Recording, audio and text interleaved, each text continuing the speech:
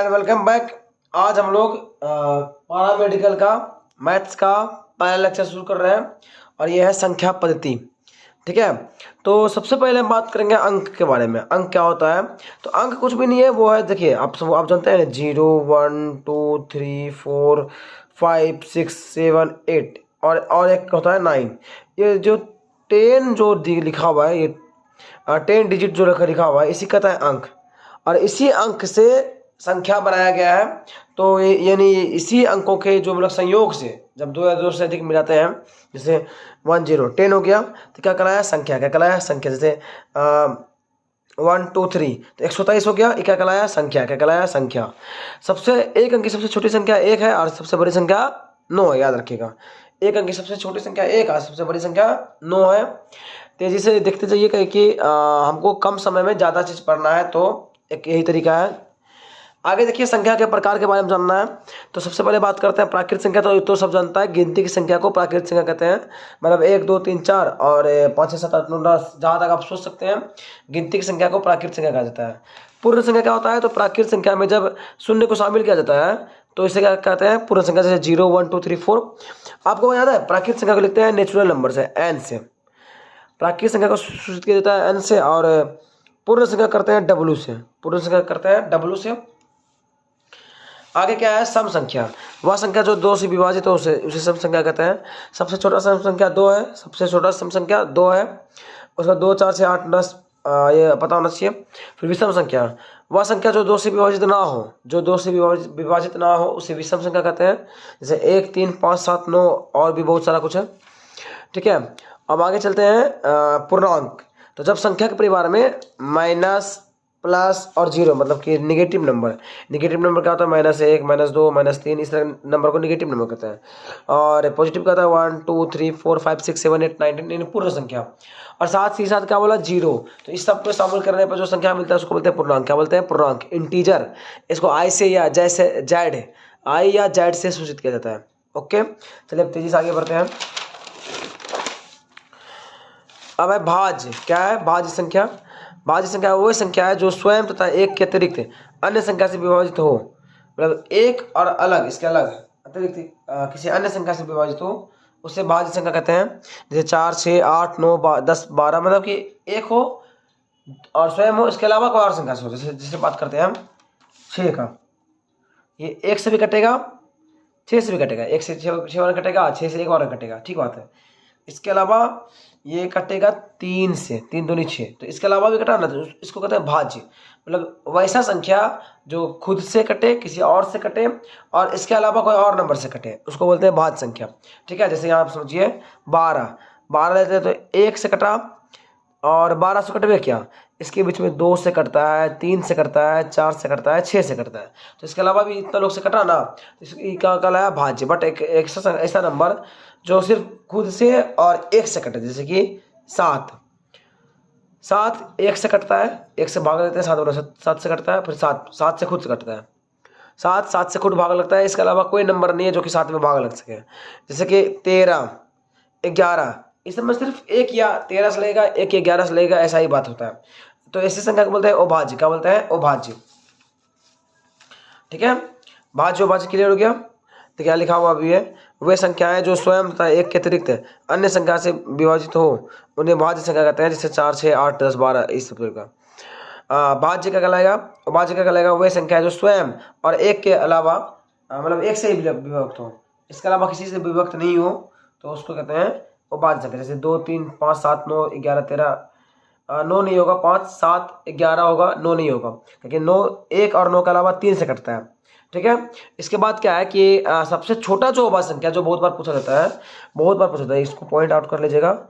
सबसे छोटा अभाज्य संख्या जो है वह है 2। क्या है? 2। एक ना तो भाज्य है ना तो अभाज्य, यानी एक ना तो भाज्य है और ना ही अभाज्य संख्या है। ठीक है, एक ना तो भाज्य ना ही अभाज्य संख्या। ठीक है, आगे चलते हैं। अब हम लोग बात करते हैं जुड़वा अभाज्य। जुड़वा अभाज्य क्या बोलते हैं, जैसे मान लीजिए 5 है और 7 भी है, तो ये 7 है, 3 भी है, 2 भी है। तो याद रखिए कि ऐसा अभाज्य संख्या का जोड़ा खोजिए, जोड़ा खोजना है 2 को, जिसके बीच का डिफरेंस अंतर 2 होना चाहिए। कितना होना चाहिए, 2। जैसे देखिए इसके बीच का अंतर 1 है, लेकिन इसके बीच का अंतर कितना है, 2 है। इसके बीच का अंतर 2 है। फिर बात कीजिए 7 के बाद 11, इसके बीच का अंतर 4 हो जाता है। फिर 13, इसके बीच का अंतर 2 है। फिर 15 नहीं 17, फिर क्या होता है 4। फिर 18 19 2 है, 21 22 23। तो देखिए समझाना क्या चाह रहे हैं हम, बोलना चाह रहे हैं जिस जोड़ा के बीच अंतर 2 दिख जाए, जैसे 1 जोड़ा, 2 जोड़ा, 3 जोड़ा, 4 जोड़ा। यहाँ पे जो 3 5 का जोड़ा बन रहा है, 5 7 का जोड़ा बन रहा है, 11 13 का जो जोड़ा बन रहा है, 17 19 का जो जोड़ा बन रहा है, ये सब अभाज्य संख्या है, अभाज्य संख्या है। इसके अलावा इस पे जो मतलब कि इसके बीच का जो डिफरेंस है वो मात्र 2 है, अंतर जो है मात्र 2 है, इसलिए इसे क्या बोलते हैं, जुड़वा अभाज्य। क्या बोलते हैं, जुड़वा अभाज्य। जैसे देखिए आप यहाँ पे वैसा अभाज्य संख्या का युग्म, जिसके युग्म मतलब जोड़ा, जिनके बीच का अंतर 2 हो। कितना होना चाहिए, 2। तो जुड़वा अभाज्य कहलाता है। क्या कहलाता है, जुड़वा अभाज्य। ठीक है। अब बात करते हैं योज्य प्रतिलोम या संयोगी विलोम। योज्य प्रतिलोम क्या होता है, समझिएगा। योज्य प्रतिलोम होता है, जैसे समझिए कि वह संख्या मतलब कि योज्य प्रतिलोम, जैसे मान लीजिए 2 है, 2 में क्या जोड़े आंसर 0 हो जाए, 2 में क्या जोड़े आंसर 0 हो जाए, तो पता चलेगा -2। 8 है, 8 में क्या जोड़े आंसर 0 हो जाएगा, तो पता चलेगा -8। 8 में -8 जोड़ेंगे 0 हो जाएगा। -4 है, -4 में क्या जोड़े ताकि आंसर 0 हो जाएगा, तो +4। तो मतलब कि अगर बोला जाए माइनस में, आज का पूछा जाए योज्य प्रतिलोम, तो प्लस कर दीजिए। अगर प्लस में दिया रहे, आज का पूछे योज्य प्रतिलोम, तो माइनस कर दीजिए। ठीक है। तो ये है योज्य प्रतिलोम, कि जिन 2 संख्याओं का योगफल 0 हो, तो प्रत्येक एक दूसरे का योज्य प्रतिलोम रहता है। जैसे 2 का योज्य प्रतिलोम -2, तो -2 का योज्य प्रतिलोम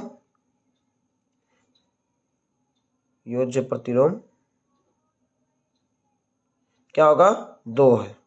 उल्टा भी चलेगा। ठीक है। अब है गुणात्मक विलोम या गुणात्मक प्रतिलोम या व्युत्क्रम, ये भी बहुत इंपॉर्टेंट है। बोलता है जिन 2 संख्याओं का गुणनफल 1 हो। जैसे देखिए 7 में क्या गुणा करें ताकि आंसर 1 होना चाहिए, 7 में क्या गुणा करें ताकि आंसर 1 होना चाहिए, तो 1/7 है ना, कटाएंगे तो आंसर 1 आएगा। तो मतलब कि व्युत्क्रम क्या बोलते हैं, एक चीज़ का उल्टा। जैसे 2 है तो 1/2, 3 है तो 1/3, 3/4 है तो 4/3, उल्टा। तो उल्टा की बात हो तो क्या होगा, लाएगा वो गुणात्मक प्रतिलोम। क्या कहलाएगा, वो गुणात्मक प्रतिलोम। जिन 2 संख्याओं का गुणनफल 1 हो, मतलब कि गुना करने पर आंसर 1 है, तो उसे क्या कहते हैं, गुणात्मक प्रतिलोम। जैसे 2 का गुणात्मक प्रतिलोम 1/2, तो 1/2 का उल्टा 1 भी चलेगा। यहाँ पे भी गुणात्मक विलोम बोलिए या प्रतिलोम बोलिए, एक की बात है। क्या जगह इसको उलटिए तो 1/2 का उल्टेंगे 2 आएगा, हाँ ना। चलिए अब आगे चलते हैं, परिमेय संख्या। ठीक है। परिमेय संख्या क्या है, जिन संख्याओं को a/b के रूप में लिख सकते हैं, मतलब बट्टे के रूप में लिख सकते हैं। जैसे देखिए 5/4, 5/4 लिख दिए, a/b के रूप में लिख सकते हैं, जहाँ पे a और b क्या है, पूर्णांक है। पूर्णांक है, और एक ही शर्त है, b 0 के बराबर नहीं होना चाहिए। ये दोनों बात याद रखिएगा। a और b क्या है, पूर्णांक है, और b 0 के बराबर नहीं होना चाहिए। तो जिसको a/b के रूप में लिख सकते हैं, वो कहलाएगा परिमेय संख्या। क्या कहलाएगा, परिमेय संख्या। क्लियर है। तो परिमेय संख्या क्लियर हो गया। आगे बढ़ते हैं। चलिए अब हम लोग बात करते हैं अपरिमेय संख्या के बारे में। अपरिमेय संख्या क्या होता है, सबसे पहले हम लोग बात करेंगे अपरिमेय संख्या के बारे में। अपरिमेय संख्या किसको बोलते हैं, तो जिन संख्याओं को a/b के रूप में नहीं लिख सकते हैं। a/b के रूप में लिखना बहुत मुश्किल है, उसे अपरिमेय संख्या कहते हैं। जैसे √2, इसको a/b के रूप में नहीं लिख सकते हैं, क्योंकि इसका दशमलव प्रसार अभी तक क्लियर नहीं हुआ कहाँ तक है। √3, पाई, ये सब अपरिमेय संख्या है। वास्तविक संख्या क्या होता है, सभी परिमेय एवं अपरिमेय संख्या के समूह को वास्तविक संख्या कहते हैं। ठीक है। अब देखिए यहाँ पे कुछ फॉर्मूला है। जैसे किसी पहाड़ों का योगफल मतलब कि बोल रहा है, जैसे मान लीजिए 1 से 10 तक पहाड़ लिखे, 1 2 3 4 5 7 9 10 लिखे, तो बोल रहे हैं 1 + 2 + 3 + 4 + 5 + 6 + 7 + 8 + 9 और +10। इस सब को जोड़ने पर आंसर कितना आएगा, सबको जोड़ने पर आंसर कितना आएगा, आप जोड़िएगा घर में। तो देखिए क्या बोलता है, फॉर्मूला क्या बोलता है, 55 गुना पहाड़ा की पहली संख्या। तो 55 से गुना करना है, पहाड़ा की पहली संख्या कितना है, 1 है, तो 55 गुना 1 55।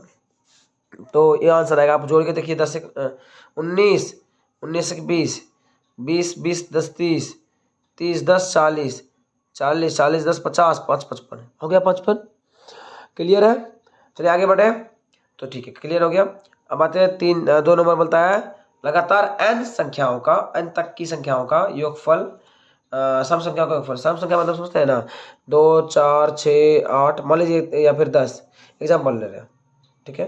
इसका योगफल निकालना है, तो जोड़िएगा 10 10 20, 20 10 30, 30 आंसर आएगा, है ना। हम लोग जोड़ के दिखाते हैं। फॉर्मूला क्या है मेरे पास, n into n plus 2/4, n यानी मतलब कि 10, अंतिम संख्या बोल रहा है, 10 इंटू 10 प्लस 2/4, तो 10 गुना 12/4, कट गया 3 बार में, 10 या 30, ये तो हो गया। यहाँ पे अगला देखिए, यहाँ पे फिर से ये कि मतलब सेम टू सेम फॉर्मूला है, कोई दिक्कत नहीं है, इसको गुना कीजिएगा आंसर ये आ जाएगा। सेम टू सेम फॉर्मूला है, कोई बड़ा बात नहीं है, सेम टू सेम फॉर्मूला है। तो यहाँ क्या कर सकते हैं, देखिए यहाँ पे ये क्या है कि बढ़ रहा है 10/2 का स्क्वायर प्लस 10/2, तो 10/2 का स्क्वायर कितना होगा, देखिए तो 5, 5 का स्क्वायर 25, यहाँ काट के कितना आ गया 5, 25 5 30। दो फॉर्मूले से आपको जो याद रखना है वो याद रखिए, n इंटू n प्लस 2/4 और n/2 का होल स्क्वायर प्लस n/2, दोनों में से आपको जो आसान लगे, जो ईजी लगे वो याद रखिए। n सम संख्याओं का योगफल के बारे में बात किया, n सम संख्याओं के योगफल के बारे में बात किया गया।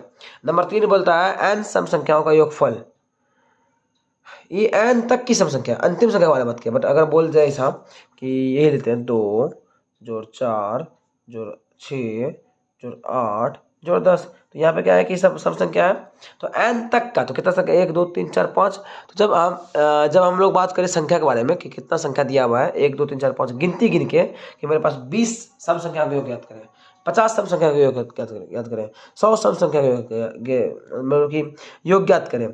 तो ऐसा कुछ अगर बोला जाए, लगातार 100 सम संख्या योग ज्ञात करें, इस टाइप का बदल के बाद क्वेश्चन किया जाए, तो हम 100वां सम संख्या निकालने से ज़्यादा अच्छा है कि ये फॉर्मूला लगा दें, 100 गुना n प्लस 1 बाय, बस 100 गुना 100 प्लस 1, 100 गुना 100 प्लस 1 हो गया 100 मल्टीप्लाई 101, तो यही आंसर होगा, यानी होगा 10,100, ये होगा आंसर। आप चेक कर लीजिएगा घर में बैठ के, 100 प्राकृत संख्या का योगफल इतना होता है, ठीक है। आगे बढ़ सकते हैं हम लोग, चलिए। तो मतलब ये क्या है, ये गिनती दिया कितना संख्या है यहाँ तक में, n संख्या, कुल सम संख्याओं की संख्या, कितना सम संख्या आ रही है, अंतिम संख्या कि अंतिम में कितना लिखा हुआ है उसके हिसाब से बना लीजिए, ठीक है। दोनों अच्छा क्वेश्चन है,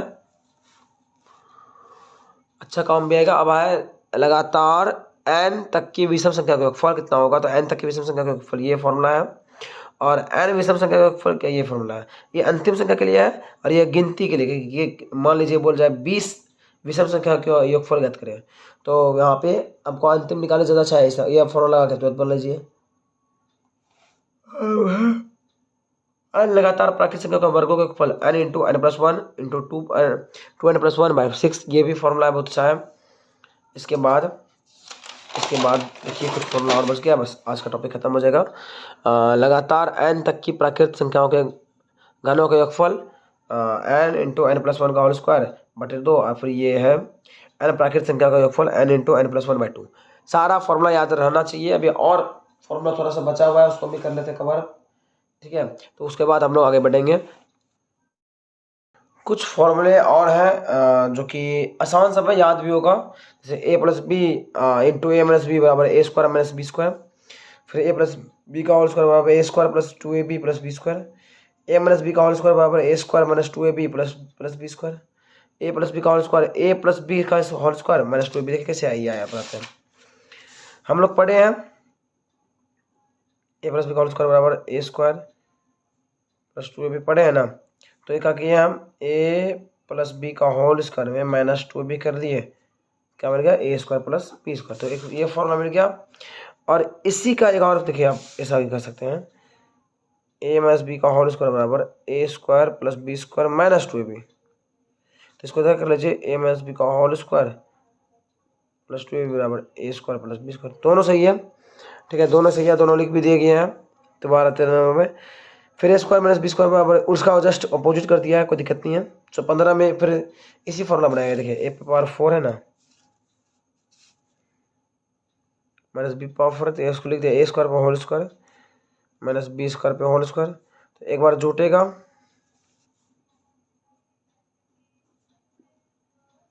एक बार घटेगा, तो एक बार जोड़ दिए, एक बार ए माइनस बी घटा दिए, तो ये हो गया एक बार ये। तो यहाँ भी लिखा हुआ है, फिर ए प्लस बी का होल स्क्वायर माइनस ए माइनस बी का होल स्क्वायर माइनस 4ab सीधा होगा, फिर ये होगा। सारा फॉर्मूला आपको लिख दिया गया है, जल्दी देख लीजिए, लिखिए। और यहाँ रहा लगभग, थोड़ा सा नीचे, यहाँ रहा और यहाँ रहा। अब मिलते हैं नेक्स्ट वीडियो में, जहाँ पे आपके साथ पास बहुत सारा सवाल होगा, लेकिन उससे पहले आपको सारा चीज़ याद करना पड़ेगा, सारा फॉर्मूला याद करना पड़ेगा, तभी आपको ये नेक्स्ट वीडियो में मज़ा भी आने वाला, नहीं तो नहीं मज़ा आएगा। मिलते हैं नेक्स्ट वीडियो में, bye bye, tata, good night.